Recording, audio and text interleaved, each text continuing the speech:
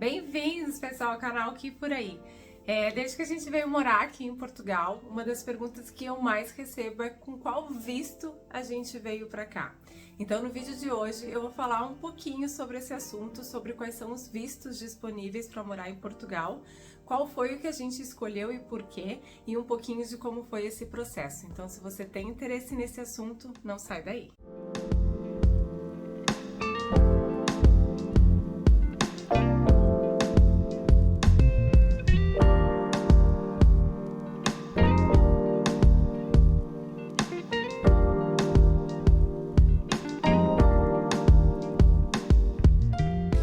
Pra quem não me conhece, eu sou a Cris Appel, aqui do canal Aqui Por Aí. Sou casada, tenho 2 filhos adolescentes e quem acompanha aqui sabe que nós somos apaixonados por viagem. A gente já morou fora durante 2 anos, a gente morou em Ushuaia, lá na Argentina, tem vídeo aqui no canal contando toda essa experiência. E aí depois a gente já fez várias viagens e durante a pandemia, aí no ano de 2021, como estávamos os dois trabalhando em casa, de home office, a gente decidiu também pegar a estrada e viver um pouquinho dessa experiência de nômades. Então a gente chegou a passar aí quase 4 meses fora de casa, viajando entre Santa Catarina, Rio Grande do Sul, e foi uma experiência que a gente gostou bastante e sentiu assim que a gente queria viver mais disso, mais experiências, né? Mais roteiros e menos rotinas, como eu gosto de falar. E aí foi então que depois que a pandemia deu uma aliviada, que a empresa do Mariano tomou a decisão de se manter em home office, eu já trabalhava em home office desde 2016, a gente resolveu ir atrás então de uma possibilidade de morar fora de novo. Só que a gente queria encontrar um visto, primeiro com uma facilidade de pedir o visto, que a gente se encaixasse em relação a requisitos, e também um visto que nos desse aí um futuro também, porque a gente viu, por exemplo, a Costa Rica, que é um país lindíssimo, que abriu as portas para os nômades digitais, porém, eles possuem um visto que você tem 1 ano, depois você pode renovar mais 1 ano, ou seja, você pode ficar 2 anos no país, mas depois disso o visto não é mais renovável e você não tem direito à cidadania, nada. Então a gente não queria pegar um país assim que a gente tivesse um tempo estipulado, assim, né, um limite e depois tivesse que voltar para o Brasil. Portugal, nesse sentido, era uma boa opção, porque aqui a gente hoje tem uma autorização de residência com validade de 2 anos, renovável por mais 3, e aí depois de 5 anos vivendo em Portugal, a gente pode pedir a cidadania. Então foi um visto que nos interessou nesse sentido e que também a gente tinha os requisitos para pedir. Bom, não é novidade, né, que Portugal é um dos países mais procurados pelos brasileiros para fazer imigração, acho que até por conta da língua, por conta dos acordos também entre os governos, né, algumas facilidades. De fato, existe uma grande opção de vistos para quem tem vontade de vir morar aqui em Portugal. Bom, e aí aproveitando então o assunto visto, né, eu queria deixar uma dica importante para vocês. Sempre procurem o site oficial para vocês terem a informação sobre os vistos. E nesse caso, o site da VFS Global é o melhor site para você se informar em relação ao visto de Portugal. Eles são os parceiros oficiais de Portugal no Brasil, né? Então a solicitação de visto é inicialmente enviada para eles. Eles fazem ali uma primeira análise da documentação enviada e depois enviam para o consulado para aí sim a análise final e o resultado do visto. Então, toda a informação que está no site deles é a informação oficial, correta, toda a documentação que você tem que mandar, enfim. A melhor forma de saber certinho o que fazer é entrando no site deles. Então, aqui é o site da VFS Global, tá? Aqui vocês vão encontrar todas as informações que vocês precisam para pedir o visto. Para começar, vocês vão aqui em saiba qual é o tipo de visto indicado e aí vocês vão encontrar 3 tipos de categoria de vistos. O visto de residência, tá? Que é o destinado a pessoas que de fato querem residir, morar em Portugal, né? Aí por um período superior a 1 ano. O visto de estada temporária. Quando a gente vem para Portugal como turista, A gente pode ficar, Portugal ou na União Europeia, a gente pode ficar 3 meses, que podem ser prorrogados por mais 3 meses. Então, o máximo aí são 6 meses que a gente pode ficar na União Europeia. Então, se você tem a intenção, por exemplo, de fazer um curso em Portugal que ultrapasse esse tempo, o ideal é que você peça um visto temporário. Depois você tem esse visto Schengen, que na verdade é um visto de turismo. No caso, brasileiros não precisam de visto de turismo, né, para entrar em Portugal. Então esse visto aqui ele é destinado para pessoas que não são do Brasil, né? Aqui, ó, requerentes não brasileiros. Então, para quem tem interesse em viver em Portugal, é esse visto aqui inicial, que é o visto de residência. E aí, para entender quais são os vistos e os requisitos, você clica aqui. Então, aqui você tem uma visão geral de quais são os vistos disponíveis. O visto 1 é o visto de residência para exercício de atividade profissional subordinada. Esse caso é para pessoas que conseguem um emprego ainda no Brasil. Então, se você ainda está no Brasil e conseguiu um emprego em Portugal, você vai solicitar esse tipo de visto, apresentando aí um contrato de trabalho. O 2 é o visto de residência para atividade profissional independente ou empreendedores, tá? Então, você tem duas opções aqui, profissional independente e imigrantes empreendedores. Independente é no caso que você tem uma empresa, você vai prestar um serviço para uma outra empresa aqui em Portugal, ou então se você vem com o intuito de investir aqui em Portugal, abrir um negócio, abrir uma empresa, esse é um visto então para empreendedores. Lembrando que esse visto ele tem alguns requisitos, como por exemplo você comprovar qual é a relevância econômica e social que você vai trazer com o seu empreendimento aqui para Portugal. O visto 3 é o visto de residência para atividade docente altamente qualificada ou cultural e atividades altamente qualificadas exercidas por trabalhador subordinado. Existem alguns trabalhos, alguns cargos para profissionais qualificados, como a própria docência, onde existe uma isenção da taxa, por exemplo, consular. Aqui se encaixam também, por exemplo, profissionais de TI. Existem algumas facilidades e isenções aí de taxa para profissionais qualificados da área de TI. Então também existe essa opção para quem vem trabalhar de forma qualificada aqui em Portugal. O número 4 é a residência para investigação, estudo, intercâmbio, estágio e voluntariado. Aqui você também tem então categorias, né? O 5º visto aqui é o visto de residência para efeitos de reagrupamento familiar. Então, se você tem um familiar vivendo aqui em Portugal, seja ele cidadão português ou um cidadão estrangeiro, mas que esteja legalmente no país, dependendo aí o grau de parentesco, né? Normalmente são pais, cônjuge, enfim, você tem o direito de pedir esse reagrupamento familiar. E por fim, o visto de residência para reformados, que no caso são aposentados, religiosos e pessoas que vivem de rendimento. Este aqui, que é o visto 6, foi o visto que nós solicitamos. Ele é conhecido como visto D7 e ele tem um intuito de ser um visto não lucrativo, ou seja, você não vem para Portugal com o intuito de trabalhar, ainda que você possa trabalhar, tá? A autorização de residência permite que você trabalhe, porém você precisa comprovar que tem renda suficiente para viver em Portugal sem depender de um trabalho aqui. Eu já vou explicar melhor como é que a gente se encaixou nesse visto e como que foi que a gente fez o nosso processo, mas só queria comentar que a partir do ano passado, né, no final do ano, entrou em vigor alguns outros vistos, que são esses de... Esse aqui é um visto para quem quer acompanhar um familiar que fez a requisição do visto de residência, e aí abriu a possibilidade para o visto para quem tem uma atividade profissional de forma remota, chamados nômades digitais. Quando a gente solicitou o nosso visto, a gente escolheu o D7 exatamente porque não existia essa possibilidade. Não tinha um visto dedicado a nômades digitais. Esse visto, como eu falei, passou a valer a partir do final do ano passado. Então, talvez se hoje eu fosse solicitar o visto novamente, eu escolheria esta opção que se encaixaria mais no nosso perfil.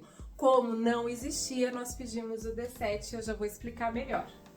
E por fim, o visto que tem sido muito pedido e procurado pelos brasileiros, que é o visto de residência para procura de trabalho até 120 dias. Quando o governo liberou essa possibilidade, até por enxergar que os brasileiros estavam vindo em peso para cá procurar emprego como turistas, eles quiseram então facilitar um pouco as coisas e já permitir então que você venha de forma legal para cá procurar um emprego. Você tem 120 dias para fazer então essa procura de trabalho. Eu não vou entrar em detalhes nesses vistos que eu falei, porque eu não tenho conhecimento sobre eles para falar deles, mas volto a dizer, esse é o site oficial para você ter essas informações. Então, se você tem alguma intenção de pedir um visto para vir morar aqui em Portugal, entra no site da VFS Globo, eu até vou deixar o link aqui na descrição, e leia todas as informações possíveis para fazer um processo bem feito, para entender aonde você se encaixa, quais os requisitos, tudo certinho. Bom, vou então explicar para vocês. Na falta de um visto específico para nômades digitais, a gente escolheu então o visto D7. Se vocês lerem aqui a informação, ela diz que esse visto é para aposentados, né? Então para quem recebe um benefício, uma aposentadoria no Brasil. Para quem vive de rendimentos, aqui no caso diz não laborais, né? Então seriam realmente aplicações financeiras, outros tipos de investimentos, pode inclusive ser rendimento por aluguel, né? Imóveis. E religiosos, para quem vem prestar aqui um serviço, uma atividade religiosa no país. Então, a princípio, a gente não se encaixa então em nenhum dos três. Mas, como não existia um visto específico para nômades digitais, a gente entendeu que esse era o visto que chegava aí mais perto dos nossos requisitos, porque a gente entendia também que a gente tinha a possibilidade de comprovar o que eles pedem como subsistência, e então não tinha por que a gente não ser aceito, uma vez que a gente possui um trabalho, tem uma renda que se encaixa com o que é solicitado, a gente entendeu que podia pelo menos arriscar e pedir esse visto. Para vocês saberem exatamente o que vocês precisam de documentação para solicitar qualquer um desses vistos, vocês vão vir aqui nessa parte de documentos necessários. E aí você vai selecionar aqui o visto qual você está interessado. No caso aqui, ó, vou clicar no visto que nós pedimos. E aí ele vai abrir um checklist que também deve ser impresso e entregue na VFS Global, com a lista de documentos.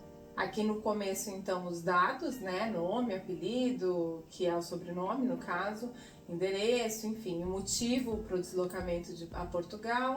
E aí vem os requisitos, que é um formulário que tem ali no site para você imprimir e preencher e assinar, 2 fotografias, o passaporte, esse comprovativo de situação regular é para o caso da pessoa não ser brasileiro, né? Para brasileiros não é necessário. Seguro de viagem válido, certificado de registro criminal, esse que a gente tira no site mesmo, né, da Polícia Federal, só precisa estar apostilado.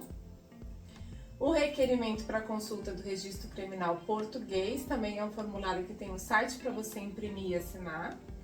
E o comprovativo de meios de subsistência, que esse aqui é o mais importante, né? Nesses termos aqui dessa portaria, ele explica certinho quanto é o valor, como que você calcula o quanto você precisa comprovar de renda. Quando nós pedimos em 2021 o visto, o salário mínimo em Portugal ainda era 665 euros, hoje está em 760 euros o salário mínimo, e é em cima desse valor que você tem que verificar qual é a solicitação de meio de subsistência. Faz diferença aí qual é o visto que você vai escolher, então é ideal que você entre nesse termo, nesse regulamento, e veja direitinho qual é o cálculo que você precisa fazer para comprovar. Depois tem alguns documentos específicos, no caso de religiosos, aposentados, e nós nos baseamos nesse aqui, que é o pessoas que vivem de rendimentos próprios. Porém, eu já notei aqui, abrindo esse formulário, que há uma diferença desse formulário para o que a gente preencheu na época. Exatamente porque eles criaram agora essa possibilidade do nômade digitais, porque olhem a diferença. Esse é o formulário atual e esse é o formulário que nós preenchemos. Observem que aí está escrito assim, ó, além dos bens móveis, imóveis, propriedade intelectual ou aplicações financeiras, tem um parênteses com declaração de imposto de renda, conforme aplicável, decore contrato social, extratos bancários, né, e comprovativo de disponibilidade de meios financeiros em Portugal. Então, na época que nós pedimos esse visto, nós apresentamos exatamente isso. Nossos extratos financeiros comprovando que mensalmente a gente recebia o valor, a gente enviou nosso imposto de renda e também depositamos 1 ano em Portugal. Era uma exigência para o visto D7.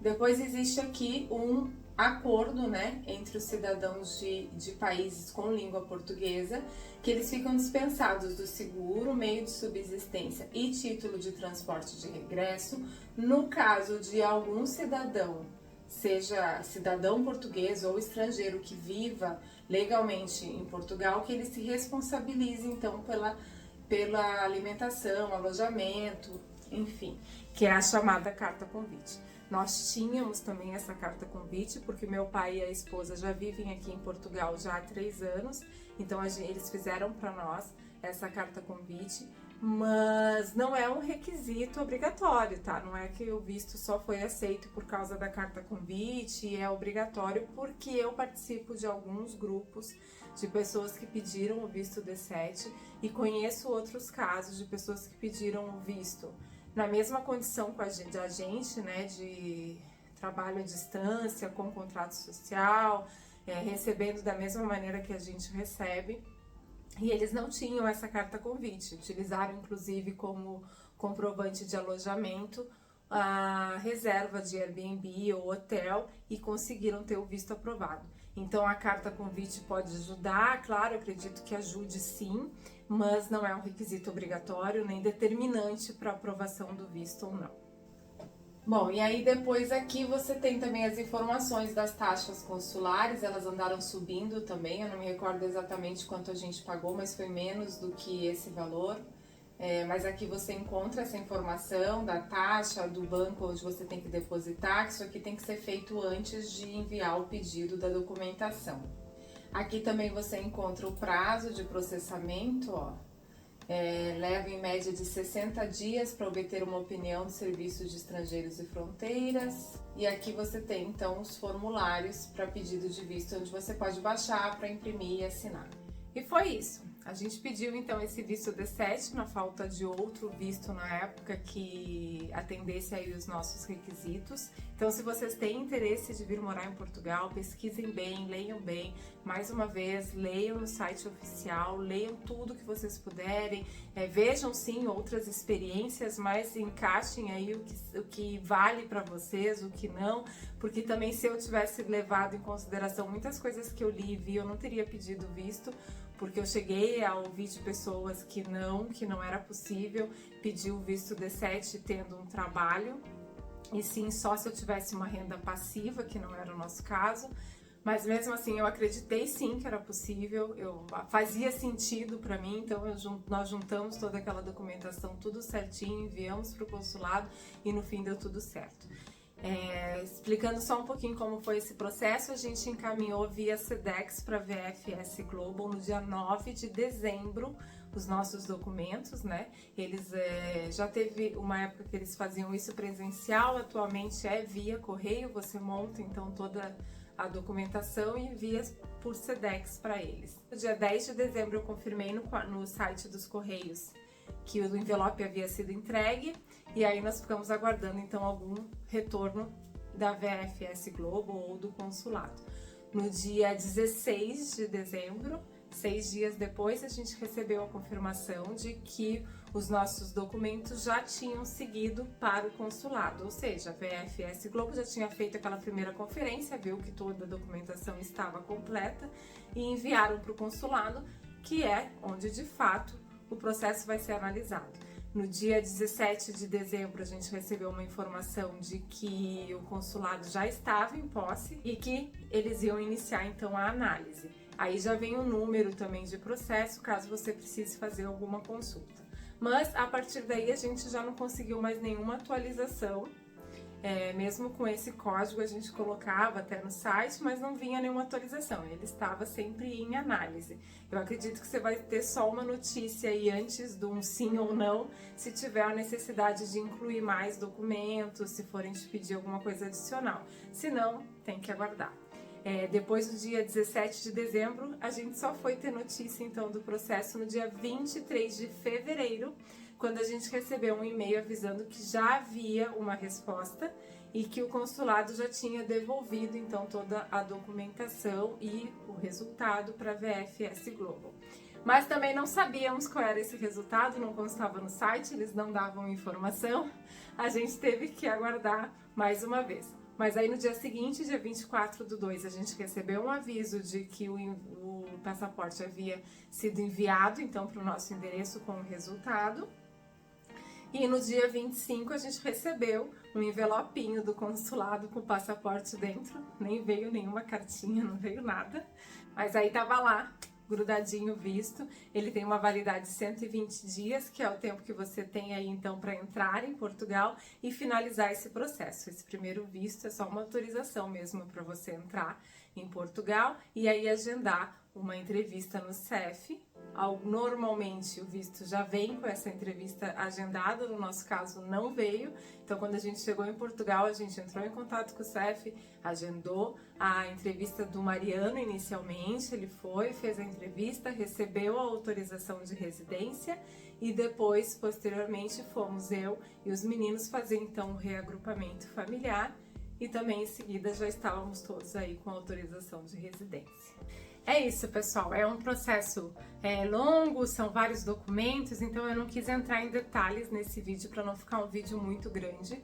A ideia era realmente passar um pouco do que foi essa experiência para vocês, mas se vocês tiverem interesse de saber exatamente toda a documentação que a gente fez, o que a gente enviou para o consulado, um pouco mais detalhado, eu convido vocês a deixarem aqui nos comentários e aí se eu sentir que realmente tem esse interesse eu faço um novo vídeo mais detalhado sobre esse assunto. Se você ficou com alguma dúvida, alguma outra curiosidade, se eu puder ajudar de alguma forma, convido também a deixar um comentário aqui ou me chamem lá no Instagram, no @aquipuraí, pode me chamar lá também que eu tenho o maior prazer de responder a todo mundo. E claro, se você não é inscrito aqui no canal, já aproveita agora, se inscreve no canal, ativa o sininho, deixa um like para ajudar o vídeo a ser compartilhado com mais pessoas e fique por aqui porque vem muito mais informação sobre Portugal. Aos pouquinhos eu vou liberando para vocês com calma, tenham paciência, mas eu vou contando para vocês mais da nossa experiência por aqui.